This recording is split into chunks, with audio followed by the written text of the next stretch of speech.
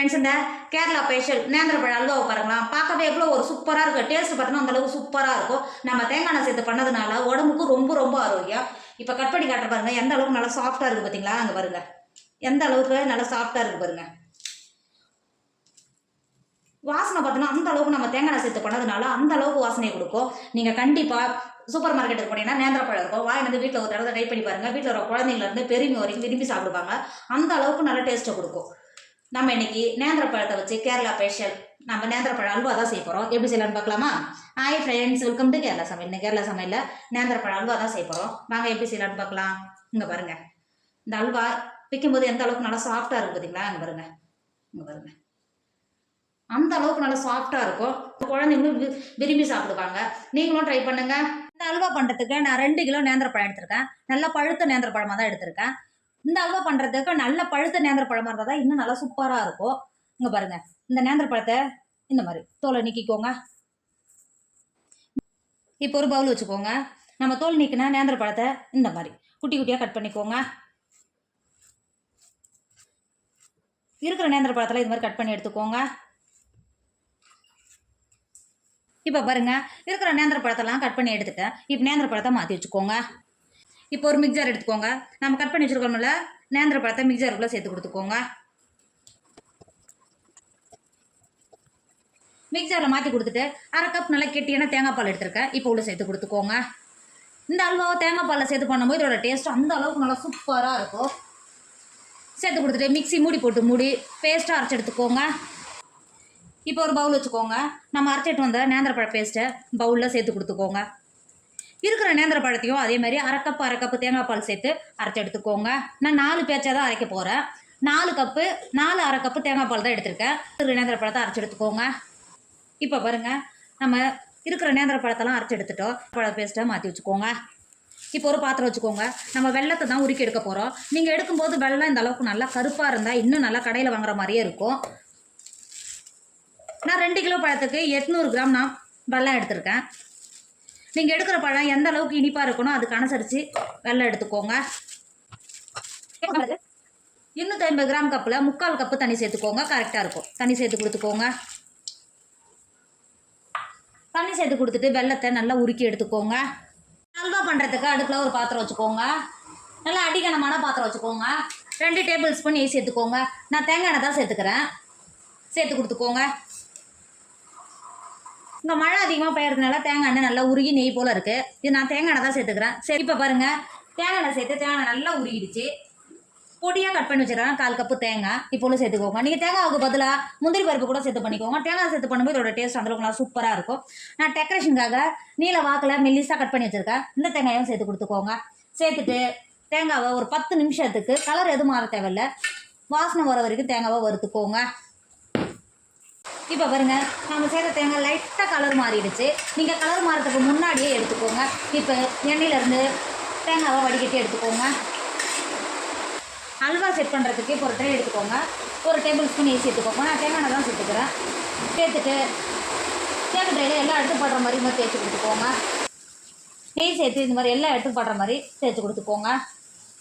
தேய்ச்சி கொடுத்துட்டு நம்ம ஏற்கனவே தேங்காய் நீல வாக்கில் கட் பண்ணி வச்சுருக்கோம்ல, கட் பண்ணி நல்லா வறுத்து வச்சுருக்கோம்ல, லேசாக இது மாதிரி டெக்கரேஷனுக்காக மட்டும் இந்த மாதிரி சேர்த்து கொடுத்துக்கோங்க.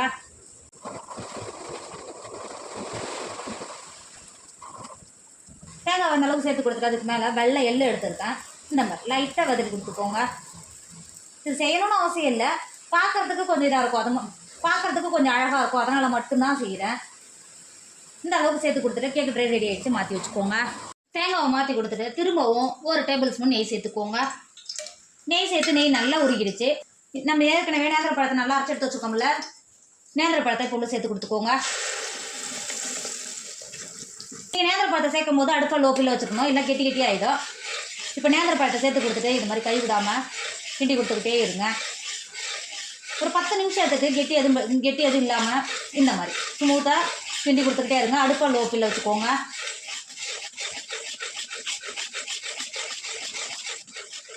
இப்போ பாருங்கள், ஒரு 10 நிமிஷத்தில் கை விடாமல் நல்லா கிண்டி கொடுத்துட்டே இருக்கும்போது லைட்டாக கெட்டியாக வந்துருக்கு பார்த்தீங்களா?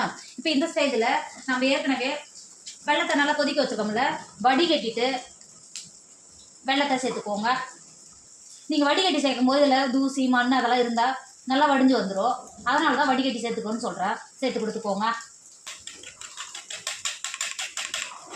இங்கே பாருங்கள், நம்ம வடிகட்டினதில் எந்த அளவுக்கு தூசி இதெல்லாம் இருக்குது பார்த்தீங்களா? அங்கே பாருங்கள், தூசி இல்லை, இந்த தென்னை மட்டையோட ஓலை இதெல்லாம் இருக்குது பாருங்கள். அதனால தான் சொல்கிறேன் வடிகட்டி சேர்த்துக்கோங்கன்னு. கிண்டி கொடுத்துக்கோங்க. கைவிடாமல் இதுக்கப்புறம் நல்லா கிண்டி கொடுத்துக்கோங்க.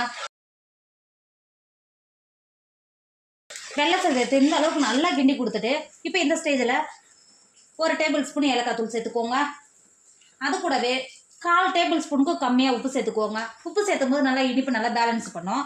சேர்த்துட்டு நல்லா கிண்டி கொடுத்துக்கோங்க. நல்லா கிண்டி கொடுத்து நல்லா நம்ம சேர்த்து நேந்திர பழம் எல்லாம் சேர்ந்து நல்லா வெந்து நல்லா கெட்டியாகி வரும். அது வரையிலும் நல்லா வேக விடுங்க.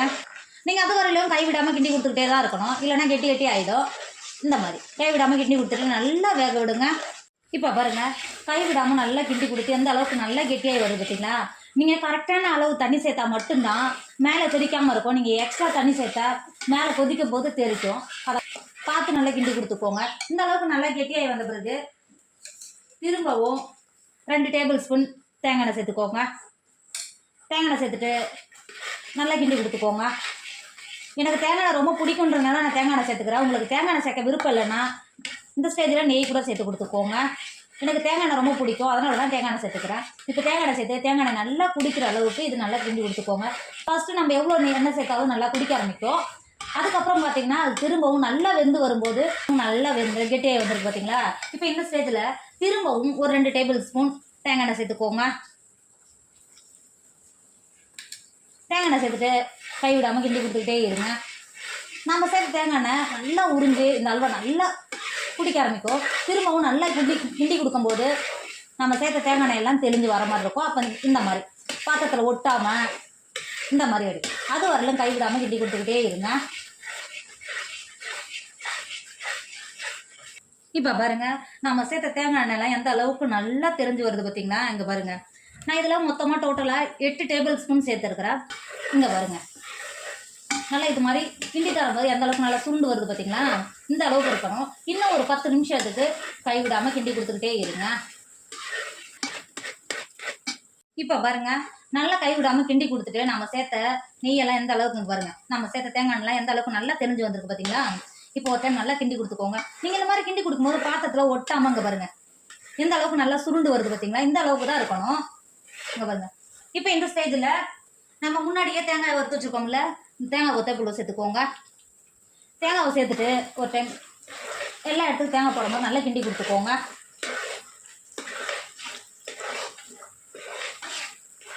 இந்த அளவுக்கு நல்லா கிண்டி கொடுத்துட்டு நம்ம ஏற்கனவே நெய் தடவி வச்சுருக்கோம்ல, அது ட்ரேவுக்கு இதை மாற்றிக்கோங்க. ட்ரேவுக்கு மாற்றி கொடுத்துட்டு இந்த மாதிரி நல்லா லெவல் பண்ணி கொடுத்துக்கோங்க. இப்போ பாருங்கள், இந்த அளவுக்கு லெவல் பண்ணி கொடுத்துட்டு 2 மணி நேரத்துக்கு மாற்றி வச்சுக்கோங்க. அல்வா நல்லா ஆறி வந்துடும். இப்போ மாற்றி வச்சுக்கோங்க. இப்போ பாருங்கள், அல்வா 2 மணி நேரம் ஆயிடுச்சு, நல்லா ஆறிடுச்சு. இப்போ ஒரு பிளேட்டை இந்த மாதிரி கவுத்தி கொடுத்துக்கோங்க. கவுத்தி கொடுத்து சட்னினா ஈஸியாக வந்துடும், எடுக்கிறதுக்கு ஈஸியாக நமக்கு எடுக்கிறதுக்கு வந்துடும். இங்கே பாருங்கள், இப்போ பார்க்கவே எவ்வளோ சூப்பராக இருக்குது பார்த்தீங்களா? டேஸ்ட்டு பார்த்தீங்கன்னா அந்த அளவுக்கு நல்லா சூப்பராக இருக்கும். இப்போ பாருங்கள், நேந்திர பழ அல்வா சூப்பராக ரெடி ஆகிடுச்சு. இதோட டேஸ்ட்டும் வாசனையும் அந்த அளவுக்கு சூப்பராக இருக்கும். நம்ம தேங்காய் சேர்த்து பண்ணதுனால இதோட வாசனை அந்த அளவுக்கு சூப்பராக இருக்கும். நீங்கள் கேரளா போய் இறங்கின உடனே எல்லா கடையிலையுமே இந்த நேந்திர பழ அல்வா எல்லா கடையிலுமே இருக்கும். அந்த அளவுக்கு உடம்புக்கு ரொம்ப ரொம்ப நல்லது. இது ஒரு கேரளா பேஷன்னு கூட சொல்லலாம். நீங்கள் நேந்திர பழம் சூப்பர் மார்க்கெட்டில் கூட நேந்திர பழம் இருக்கும், அதை வாங்கி வீட்டிலே நீங்கள் செஞ்சு பாருங்கள்.